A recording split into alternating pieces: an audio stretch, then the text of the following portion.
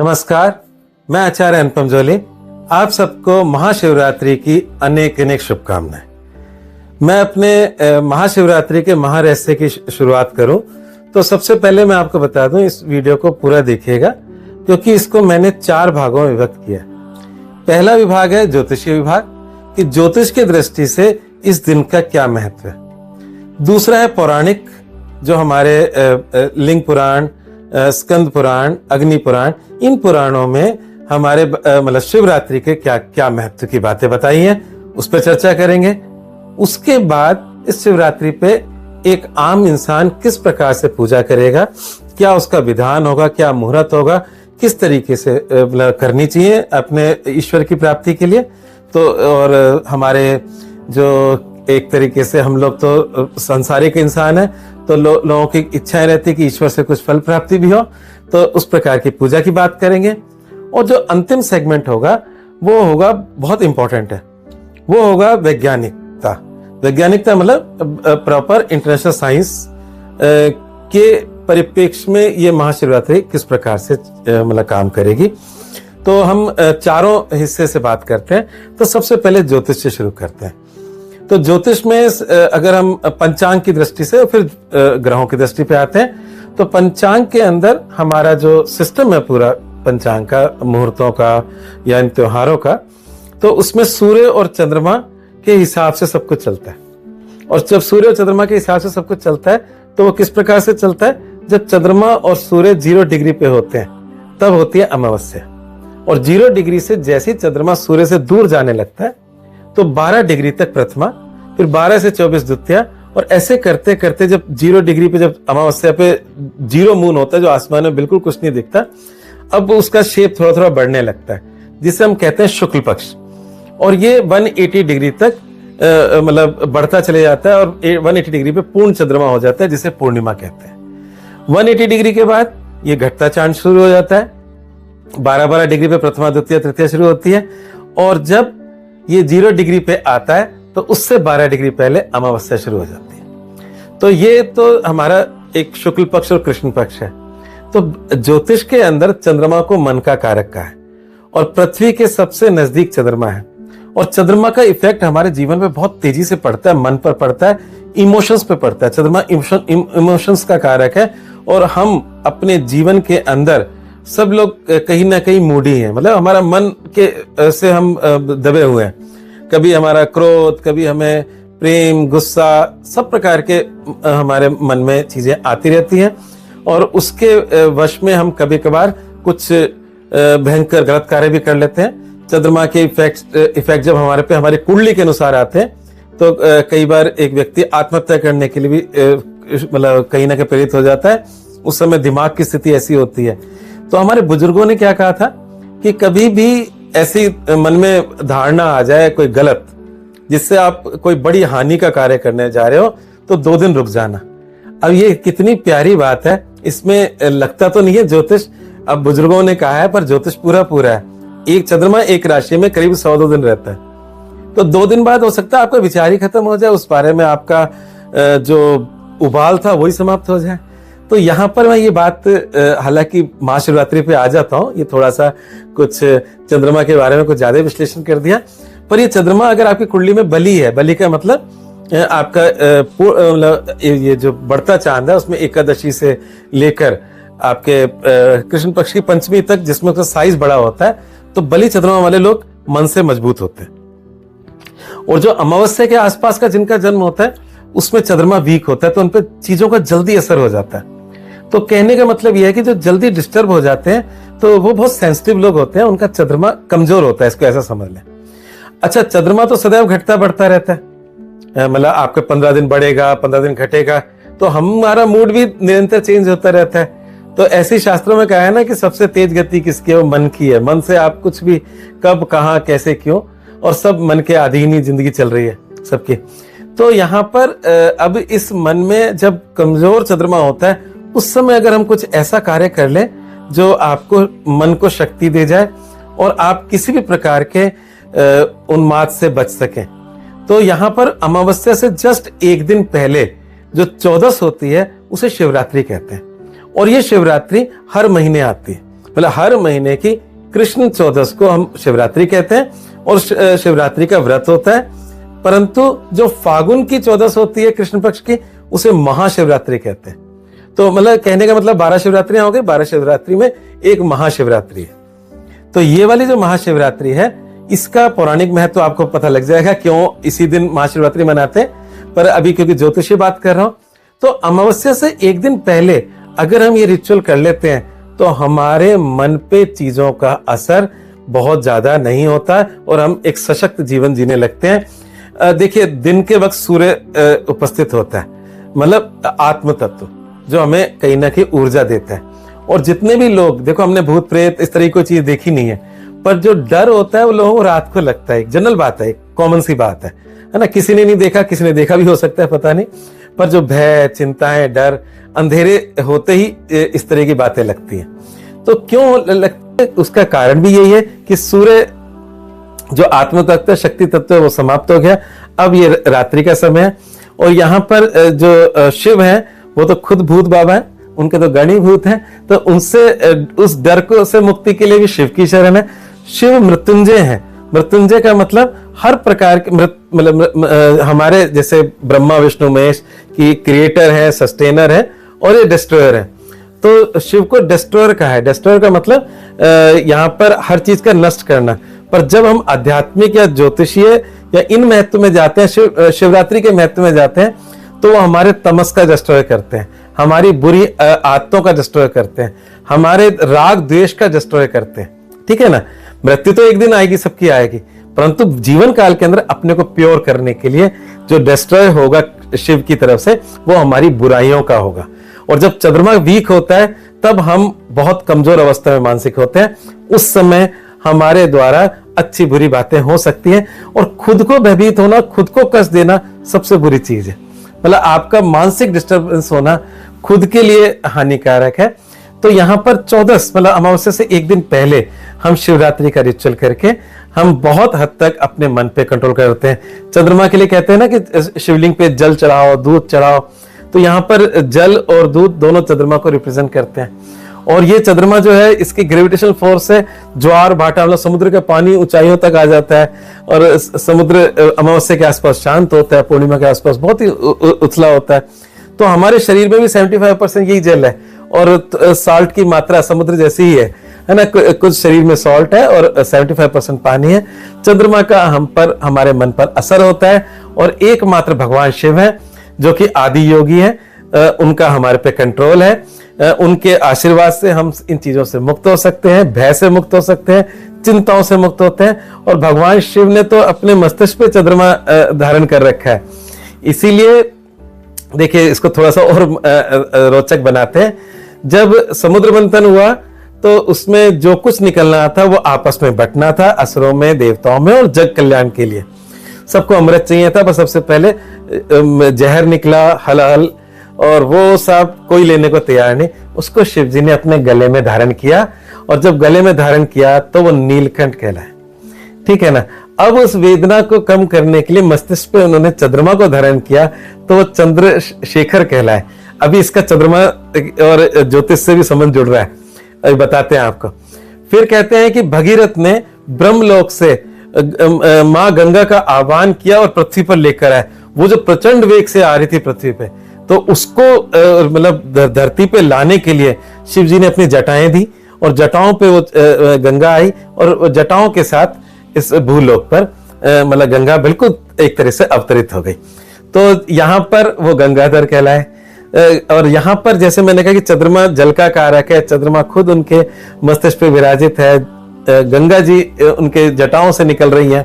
तो ये सारा का सारा, अगर हम चंद्रमा को ठीक करना है तो शिव जी को पकड़ लो। और अगर हमने शिव जी को मतलब आपने मतलब भागा या उनसे जुड़ गए, तो शिव जी से जुड़ते ही आपकी बहुत सारी मनोविकृतियां, बहुत सारे तनाव, चिंता मुक्त हो जाएंगे। ठीक है ना। अब आपने 3 नाम तो चंद्रशेखर, गंगाधर, नीलकंठ तो सुन लिया। इसके अलावा आपने शिव जी का एक रूप देखा होगा, अर्धनारीश्वर। मतलब स्त्री को बराबर का महत्व देते हुए वाम भाग उनका स्त्री और दायां भाग उनका पुरुष तत्व तो उसमें उसको अर्धनारीश्वर स्वरूप बोला। तो आपको इसमें भी थोड़ा सा भेद बताता हूं। हमारे शरीर में 72,000 नाड़ियां, और उसमें विशिष्ट नाड़ियां जो है वो 10 ही हैं, और उसमें अति विशिष्ट 3 है, ईड़ा, पिंगला और सुषुप्ना। ये जो अर्धनारीश्वर है और ये जो उनका जो मस्तिष्क पे जो तीसरा नेत्र है, ये इसी से संबंधित है।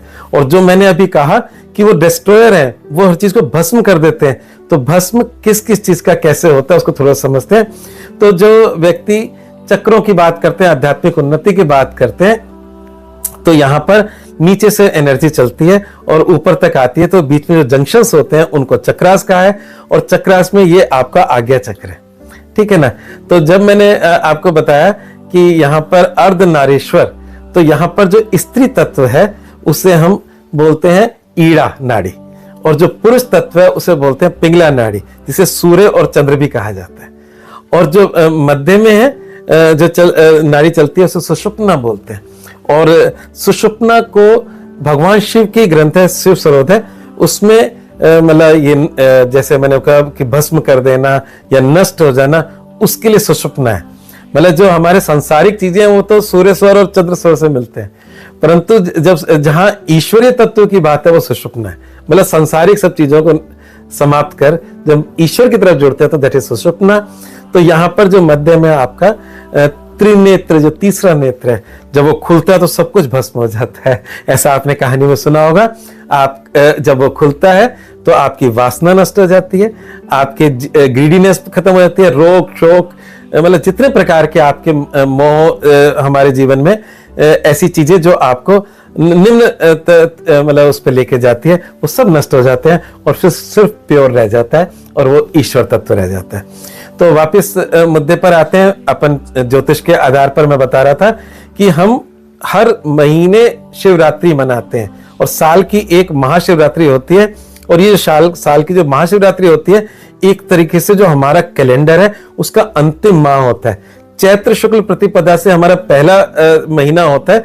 चैत्र, वैशाख, ज्येष्ठ, आषाढ़, सावन, भाद्रपद, आश्विन, कार्तिक, मार्गशीर्ष, पौष, माघ, फाल्गुन। अंतिम महीना मतलब साल का अंतिम महीने की कृष्ण पक्ष की चतुर्थी तिथि, मतलब चतुर्दशी तिथि, जब साल अंत हो रहा होता है और नए जीवन का स्फुरन चैत्र शुक्ल में होता है, उससे पहले हम बिल्कुल प्योर हो जाए, नए साल का हम स्वागत कर सके।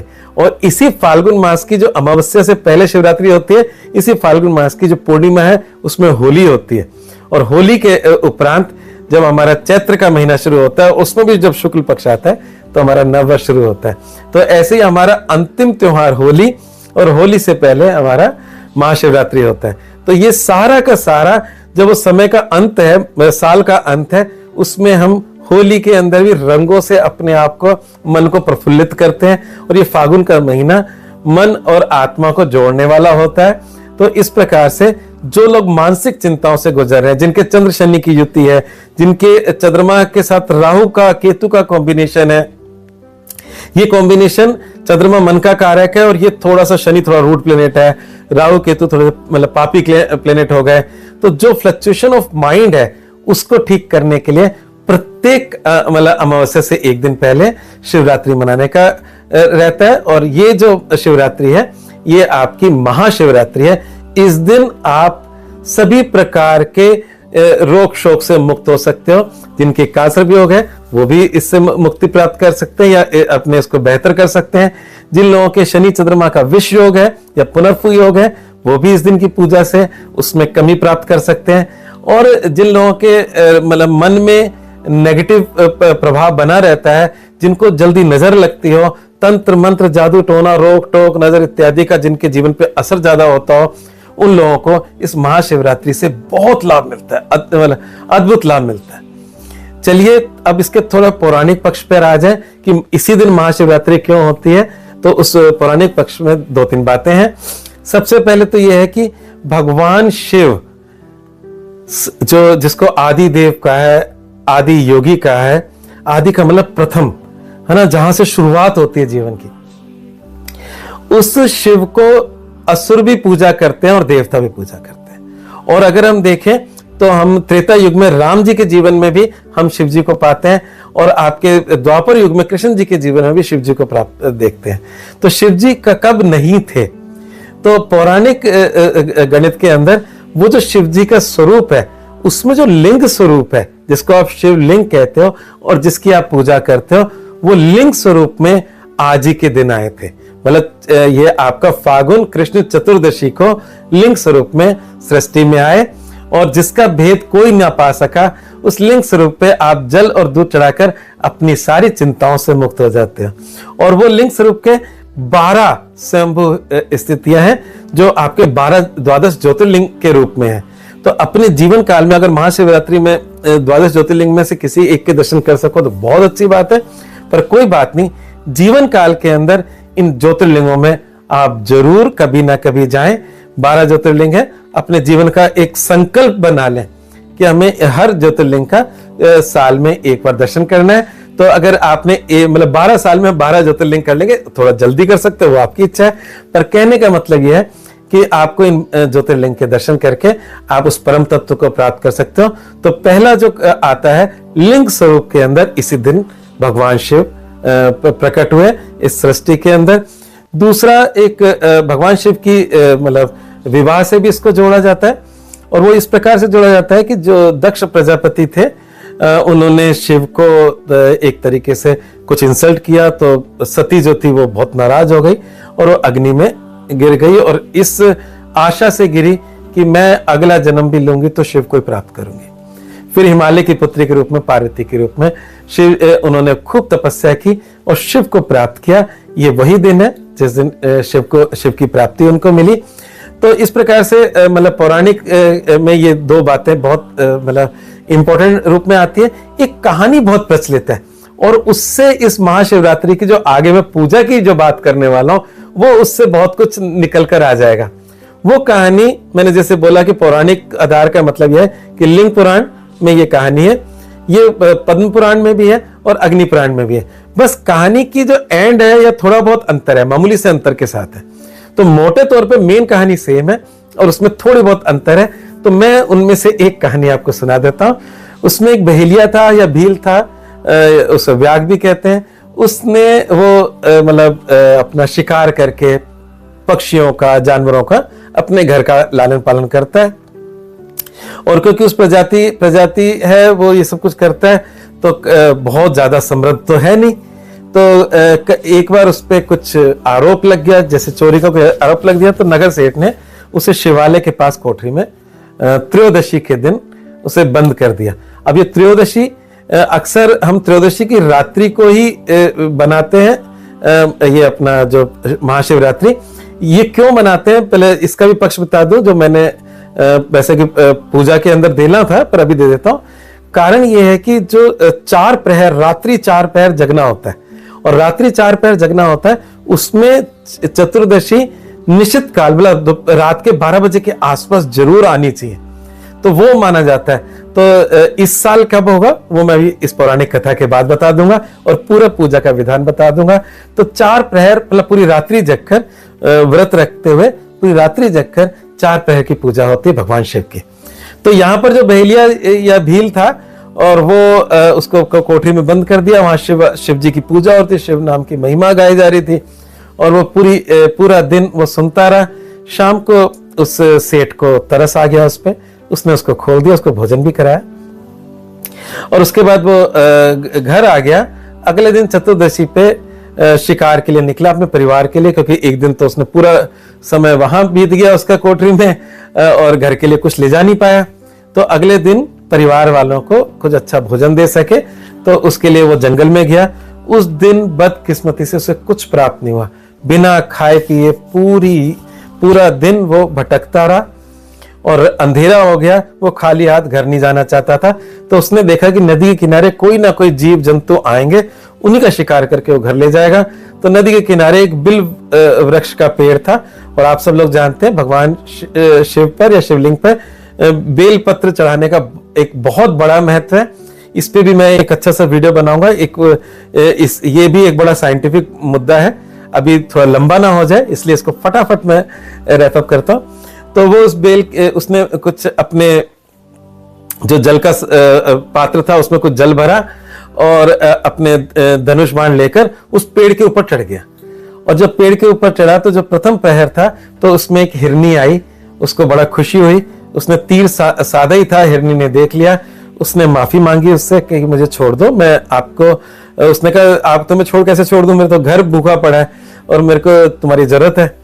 तो उसने हिरनी ने कहा कोई बात नहीं, मैं कहीं भाग नहीं रही, मैं गर्भवती हूं, मेरे बच्चे को प्रसव का समय हो गया मेरा, मैं घर जाके अपने बच्चे को जन्म देके मैं तुम्हें अपने को प्रस्तुत कर दूंगी तुम्हारे सामने और तुम मुझे मतलब मान लेना, जो भी अपने परिवार को के भोजन की व्यवस्था कर लेना। तो उसने कहा जब पूरा दिन ऐसा गया उसने छोड़ दिया उसको। तभी बाई चांस दूसरी एक हिरनी और आई, उसने उस पे जब उसने धनुष, ये जो दूसरी हिरनी आई वो दूसरे पहर में आई। जब पहले पहर में जो पहली हिरनी आई और जब वो हिला तो उसके हिलने से कुछ जल और कुछ बिलपत्र नीचे गिरे और उस पेड़ के नीचे एक शिवलिंग था। तो अनायास ही पूरा दिन उपवास रखने के उपरांत प्रथम प्रहर में जल और बिलपत्र गिर गए। दूसरे पहर में जो दूसरी हिरनी आई उस वक्त भी कुछ ऐसा ही चमत्कार हुआ, उस मतलब भील के हिलने से पानी भी की कुछ बूंदे गिरी, कुछ बिलपत्र गिरे और उसने अपना धनुष साधा। उसने भी मतलब विनय किया, अनुनय विनय की कि मुझे आप छोड़ दो, मैं पति से मिलकर मैं जिससे कि वो व्यथित ना हो परिवार, मैं वापस लौट आऊंगी। उसने पता नहीं उसके मन में उस दिन क्या था, किस अवस्था में था मानसिक, उसने उसको भी छोड़ दिया। तीसरे पहर में सेम घटना घटी, तीसरे पहर में फिर थोड़ा जल गिरा, थोड़े से बिलपत्र गिरे और उसने जब तीसरे हिरनी को जो कुछ अपने बच्चों के साथ आई थी साधने लगा तो उसने भी उससे कहा कि मैं घर जाकर इन बच्चों को सुरक्षित करके वापस लौट आऊंगी, आप मेरे पे विश्वास करें। 3 हिरनियों को खोने के बाद एक हट्टा कट्टा हिरन चौथे पहर में आया रात्रि के। अब उसने कहा कि इसको तो मैं नहीं जाने दूंगा, इसको तो मैं अपने साथ ही लेके जाऊंगा, बाकी तो लौट ही नहीं है तीनों। तो जैसे उसने अपना धनुष बाण साधन किया तो उस हिरन ने कहा कि वो लौटेंगी तभी जब मैं पहुंचूंगा, क्योंकि वो तीनों मेरी पत्नी है जिनसे आपका वास्ता पड़ा है। मैं घर पहुंचूंगा तो वो तीनों लौटेंगी, नहीं तो बहुत परेशान होंगी। एक बार मैं चले जाता हूं और उन तीनों के साथ मैं भी प्रस्तुत होता हूं, आप हम चारों का भक्षण कर लेना। अब जब इतना ही कुछ खो चुका था, रात पूरी लगभग अंतिम पहर था, तो उसने उसके मन में जब इतना ही उसने उदारता दिखाई थी, उसने उस हिरन को भी छोड़ दिया और बहुत डिस्टर्ब रहा कि मैं पता नहीं आज क्या कर रहा हूं क्या नहीं कर रहा हूं। और सुबह होने के उपरांत जब उतरा तो तीनों हिरनियां और हिरन उसके सामने आ गए और कहा कि आप हमें जिस भी भांति अपना भोजन परिवार को तृप्त कर सको, आपकी इच्छा से हमें ले जा सकते हो। तो वो बहुत हैरान रह गया जब उसने चारों को देखा, व्यथित हुआ, बहुत व्यथित हुआ। नीचे शिवलिंग को देखा और उसके अंदर से एक होता ना, एक बिल्कुल चतुर्दशी का चांद पूर्णिमा से पहले का, बिल्कुल मतलब आंखों से अश्रुधारा ही बह गई उसके कि कितने ज्यादा कमिटमेंट इन जानवरों में है जो मेरे सामने आ गए कि हमें ले जाओ। और उसका हाथ तीर पे नहीं चला और वो कुछ नहीं समझ पाया और शिवलिंग के आगे नतमस्तक हो गया। कहते हैं भगवान शिव वहां प्रकट हुए। तो अलग अलग कहानी में अलग अलग है। एक कहानी में तो उन्होंने उसको आशीर्वाद दिया कि भगवान राम स्वयं तुम्हें मतलब तुम्हारे पास आके तुम्हारा उद्धार करेंगे निषाद के रूप में। एक में है कि शिवलोक में उन्हें साथ लेके जाते हैं। तो इस प्रकार से अलग अलग जगहों पे अलग अलग कहानी है। कहानी का तात्पर्य सिर्फ इतना है कि जो व्यक्ति महाशिवरात्रि के दिन व्रत रखता है और 4 प्रहर की पूजा करता है भगवान शिव की, तो उसे सद्गति प्राप्त होती है, उसके बुरे कर्मों का नाश होता है और वो अपने शिवलोक के लिए मतलब एक तरह से पात्र बनता है और कभी कई प्रकार के कर्मों का नाश होता है। तो हम प्रारब्ध से में बहुत कुछ मतलब पिछले जन्मों के कर्मों को लेकर आए हैं। इस जन्म में हम अलग अलग भांति अपने कर्मों को ठीक करने का प्रयास करते हैं। उसमें महाशिवरात्रि एक परम दिन है जिस दिन भगवान शिव की पूजा करने से लाभ मिलता है। अब बात करते हैं तीसरे पॉइंट पे, पूजा का क्या सिस्टम है और वैज्ञानिक दृष्टि को भी मैं फटाफट पूरा करता हूं। तो पूजा की दृष्टि से भगवान शिव का आपको मतलब जो सुबह से व्रत रखा जाता है और रात्रि पर्यंत व्रत रखा जाता है और पूरी रात्रि की 4 प्रहर की पूजा होती है। आम इंसान जो पूजा कई प्रकार की हो सकती है, पर जो बिल्कुल आम इंसान है जिसका कोई यज्ञोपवीत नहीं कर रखा, जो बिल्कुल बहुत ज्यादा कुछ पूजा के बारे में नहीं जानता, तो वो शिवाय नमः का जाप कर सकता है। ये पंचाक्षरी मंत्र नमः शिवाय, उसके आगे ओम लग जाता है तो ओम नमः शिवाय हो जाता है।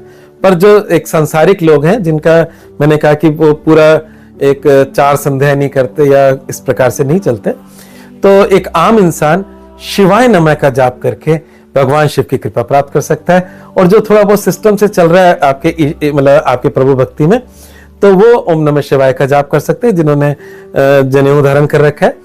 और इसके अलावा जो संस्कृत को अच्छे जानकार है या कुछ अच्छी कुछ पढ़ सकते हैं, तो रुद्री पाठ करना बहुत ही अच्छा है। पुरुष सूक्त के पाठ करने से बहुत लाभ मिलता है।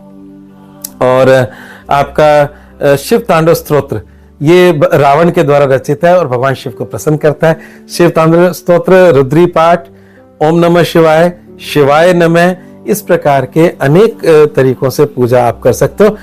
इसका मतलब नहीं है कि पंचाक्षरी जो मंत्र बहुत छोटा सा है, इससे नहीं मिलेगा, इससे भी पूर्ण सुख मिलेगा। अगर आप रुद्री पाठ नहीं कर सकते तो ये भी मतलब मंत्र अपने आप में बहुत शक्तिशाली और पूर्ण है, पर जो सरलता से उपलब्ध होता है हम उसकी वैल्यू नहीं समझते।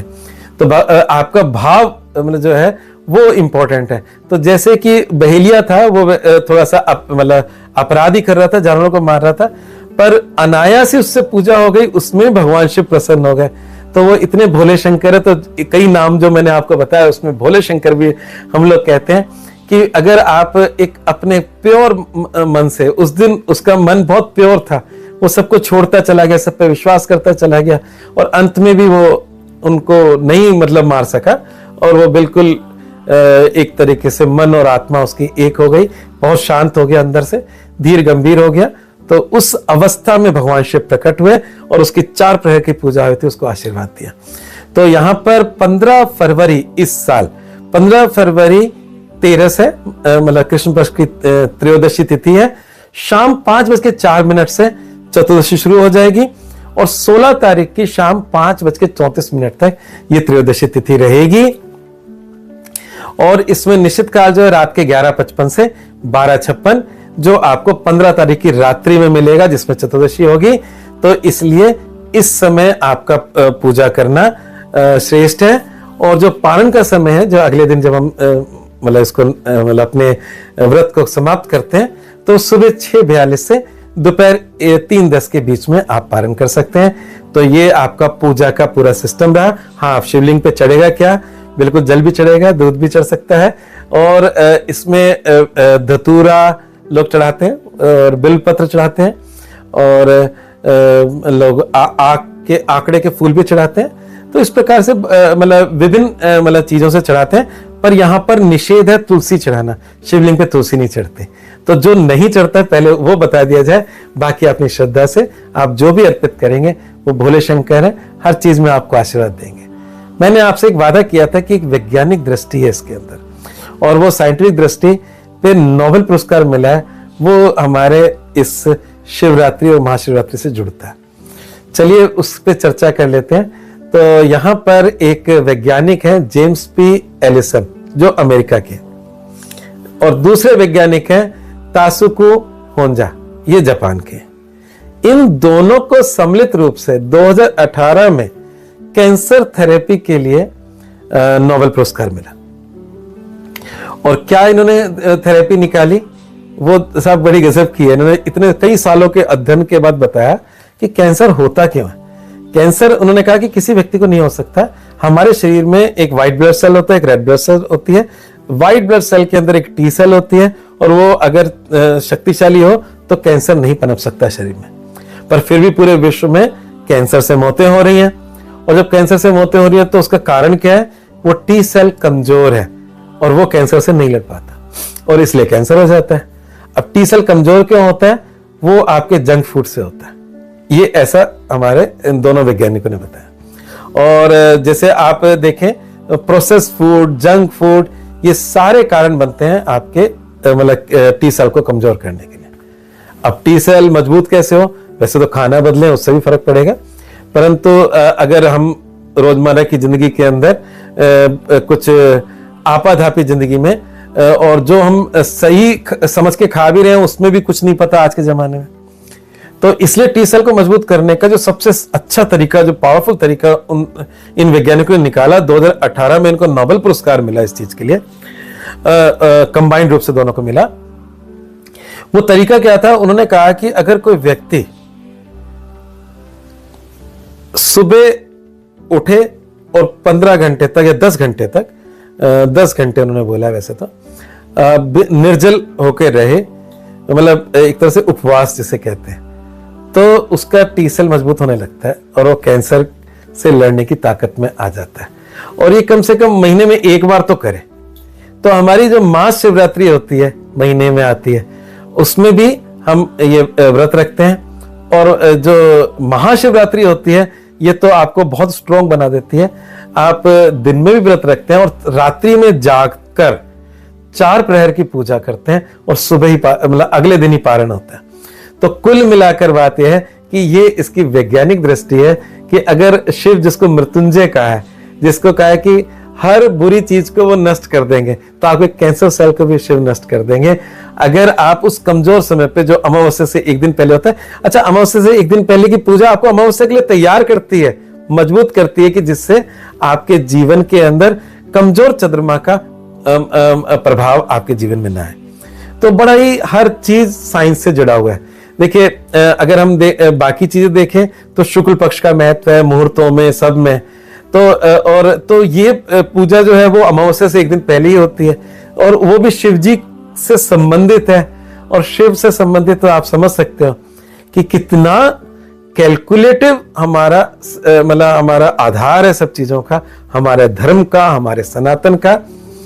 तो इसलिए आप भोले शंकर के लिए मेरे साथ उद्भोग करें, मतलब उद्घोष करें, मतलब ओम नमः शिवाय, ओम नमः शिवाय, ओम नमः शिवाय, हर हर महादेव, हर हर महादेव, हर हर महादेव। धन्यवाद। आज बस इतना ही।